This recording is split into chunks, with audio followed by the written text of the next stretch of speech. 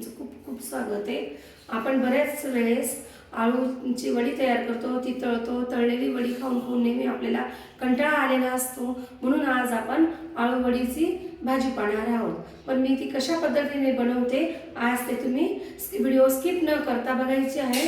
आणि माझ्या चॅनलला तुम्ही नवीन असाल तर लाईक, शेअर आणि सबस्क्राइब करायला विसरू नका। आणि माझा व्हिडिओ बघितल्याबद्दल तुम्हा सगळ्यांना थँक्यू। इथे आपण बेसन पीठ घेतलंय, आपल्याला आळू वडीची भाजी करायची आहे। त्यासाठी आळूच्या पानांना लावण्यासाठी मी इथे बेसन पिठाचा वापर केलेला आहे। यात आपण दुसरं कुठलंच पीठ वापरलेलं नाही, कारण की ते आपल्याला कुरकुरीत करायची नसते, भाजीत टाकायची असते, म्हणून आपण फक्त बेसन पिठाचा वापर केला आहे। तर यात मी आता 1 चमचा मीठ घालणार आहे। अर्धा चमचा मी इथे हिंग घेतलेला आहे आणि 1 चमचा इथे मी जिऱ्याचा वापर करणार आहे। 1 चमचा लाल तिखट घ्यायचे आणि अर्धा चमचा आपल्याला यात हळद घालून घ्यायची। मी इथे दह्याचा वापर करणार आहे। दह्याने वडी अगदी मऊ येते, म्हणून मी इथे दह्याचा वापर करणार आहे। लिंबू आणि चिंच इथे नाही वापरलं तरी चालणार आहे।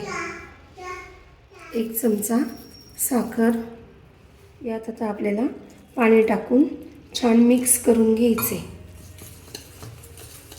पद्धतीने मी बेसनाचं पीठ भिजवून घेतले, बघू शकता तुम्ही सुद्धा अशा पद्धतीनेच भिजवून घ्यायचे। मी आगळ्या वेगळ्या पद्धतीने तुम्हाला वडी कशी तयार करायची आहे ते दाखवणार आहे। मी आळूची पानं कशा पद्धतीने स्वच्छ करते ते तुम्हाला दाखवणार आहे। मी अशा पद्धतीने पूर्ण आळूच्या पानावरची शिरा काढून घेते, बघू शकता तुम्ही पूर्णपणे यावरची शिरा निघून गेलेली आहे। जसं दोडक्यावरचं साल काढतो आपण त्याप्रमाणे मी याच्यावरचे सुद्धा साल काढून घेतले आणि प्रत्येक पानाचं मी असंच काढून घेणार आहे आणि लाटण्याने आपल्याला हे असं लाटून घ्यायचे। प्रत्येक पानाला आपण असंच करून घ्यायचे।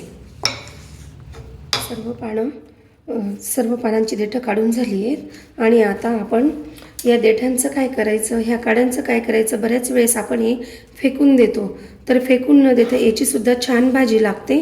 फक्त ते स्वच्छ करताना अशा पद्धतीने साल काढून घ्यायचं असतं। ही भाजी माझ्या सासऱ्यांना खूप आवडायची आणि मी माझ्या सासूबाईंकडून शिकलेली भाजी। काड्यासुद्धा ते वापरायच्या आणि ते शरीरासाठी सुद्धा खूप चांगल्या असतात, म्हणून माझे सासरे नेहमी त्यांना आम्ही ही वेगळी भाजी करून द्यायचो। पण मी तुम्हाला या भाजीतच याची भाजी दाखवणार आहे। बघू शकता तुम्ही खूप छान पद्धतीने काड्यांवरची साल अशी निघून जाते। बघू शकता तुम्ही आळूच्या पानांची देठं आपण त्याचे छान तुकडे करून घेतले आणि ही सुद्धा त्याच्यावरची साल, कलर बघू शकता किती सुंदर असतो त्याचा कलर, पण आपल्याला ही टाकून द्यायची असते आणि या काड्यांची आपल्याला भाजी करायची असते। यात मी तिळी मिक्स करून घेणार आहे। मी ताटाला आधीच तेल लावून घेतले आणि त्यात आता आपल्याला हे पीठ टाकून आणि पसरवून घ्यायचे।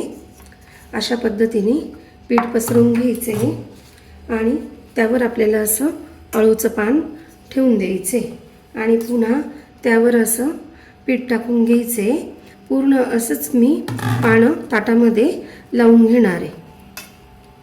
बघू शकता अशा पद्धतीने आपल्याला पूर्ण आळू वडी आता वाफेवर ठेवायची आहे। बघू शकता पूर्ण बेसन पीठ मी यात टाकून दिलेलं आहे आणि हे सगळं असं पसरवून घेतलेलं आहे आणि छान असं वाफेवर ठेवायचं आहे। आता आपल्याला हे मस्त आता आपल्याला हे ताट वाफेवर ठेवायचे, बघू शकता तुम्ही, आणि याला मस्त 10 मिनिटासाठी वाफू द्यायचं। 10 मिनिटं झालेत, आळू वडी वाफली की आपण बघूया। हे बघा छान असे वाफून गेले आहेत सगळे पानं आणि आता आपल्याला हे 10 मिनिटासाठी गार करायला ठेवायचे। तोपर्यंत आपण वाटण करायला घेऊ। आधी आपण खोबऱ्याचं वाटण करून घेणार आहोत। बघू शकता तुम्ही अशा पद्धतीने आपण खोबरं दळून घेतलेले आहे। कच्चाच खोबऱ्याचा वापर केला आहे आपण, भाजून न घेता। आणि यात मी आलं आणि लसूण टाकणार आहे आणि ते सुद्धा आधी आपल्याला थोडं वाटून घ्यायचे।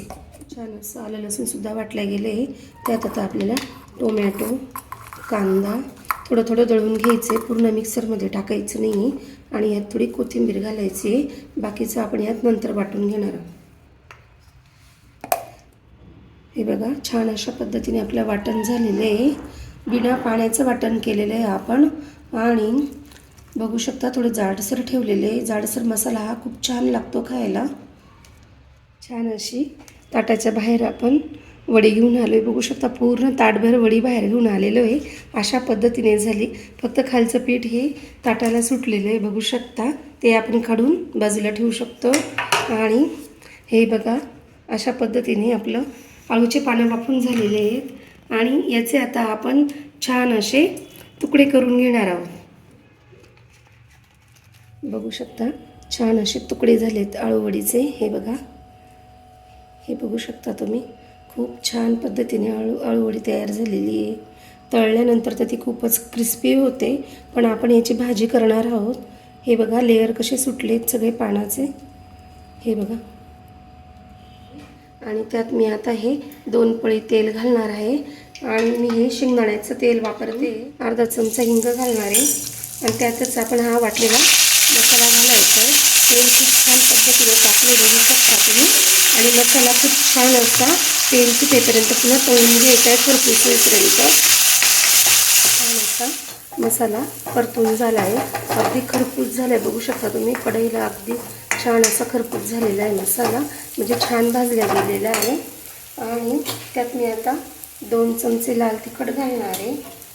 शेंगदाण्याच्या तेलाने आपलं रक्ताचं प्रमाणसुद्धा वाढतं आणि हाडांना मजबूतीसुद्धा येते. म्हणून थंडीमध्ये आपण शेंगदाण्या तेलाचा वापर करायचा असतो. मी 3 चमचे काळा मसाला घातला आहे. आणि 1 चमचा त्यात मी हळद घालणार आहे. आणि छान पुन्हा एकदा आपल्याला हे छान परतून घ्यायचं आहे. आपल्याला ह्या शेंगासुद्धा टाकून द्यायच्या. आळूच्या पानाची देठं आहे ती, यासुद्धा आता ह्या मसाल्यात छान असं परतून घ्यायचं आहे. छान असा मसाला परतून झाला आहे. त्यात आता हळूहळू पाणी घालायचं आहे. तुम्ही काळ्या वाटणातसुद्धा देठांची भाजी करू शकता. काळ्या वाटणातसुद्धा छान लागते. पण आपण नेहमी काळं वाटण करतो खोबऱ्याचं आणि त्याने ॲसिडिटी होते. म्हणून मी कच्च्या वाटणातच ही भाजी बनवलेली आहे. यात आता आपल्याला आपल्या चवीप्रमाणे मीठ घालून घ्यायचे आहे. मी इथे 3 चमचे मीठ घातलेलं आहे. आणि यात थोडीशी कोथिंबीर घालायची आहे. आणि मंद आचेवर उकळू द्यायचे. उकळीमध्ये आपल्याला आता ह्या आळूवड्या सोडून द्यायच्या आहेत. बघू शकता तुम्ही. आणि 10 मिनटासाठी मंद आचेवर उकळी घ्यायची. आणि जर पातळ रस्सा झाला असेल तर बऱ्याच वेळेस ताटाला असं पीठ लागलेलं असतं. हे तुम्ही काढून आणि मिक्सरमध्ये याचं वाटण करू शकता. हे बघू शकता तुम्ही. अशा पद्धतीने हे निघतं. आणि हे छान असं मिक्सरमध्ये टाकायचं. थोडं पाणी घालायचं आणि फिरवून घ्यायचं. आणि जर आपली आमटी पातळ झाली असेल तर त्यात तुम्ही त्याचा वापर करू शकता. आळूचे पानं, आळूवडी आणि आळूची वडी आणि देठांची भाजी. हे बघू शकता किती छान पद्धतीने शिजली आहे. हे बघा खूप छान अशी भाजी आपण 10 मिनटं मंद आचेवर शिजवली होती. आणि वडीसुद्धा खूप छान झाली आहे. आणि वडीची लेअर बघू शकता किती छान अशी मोकळी झालेली आहेत. आणि आता आपण ही प्लेटमध्ये टाकून घेऊ. आळूवड्यांची भाजी तयार झालेली बघू शकता. आणि शेंगासुद्धा खूप छान शिजल्या आहेत. आळूचे देठं बघू शकता तुम्ही. आणि आळूवडी रस्सा भाजी आवडल्यास लाईक करा, शेअर करा आणि सबस्क्राईब करायला विसरू नका. तुम्हा सगळ्यांना थँक्यू.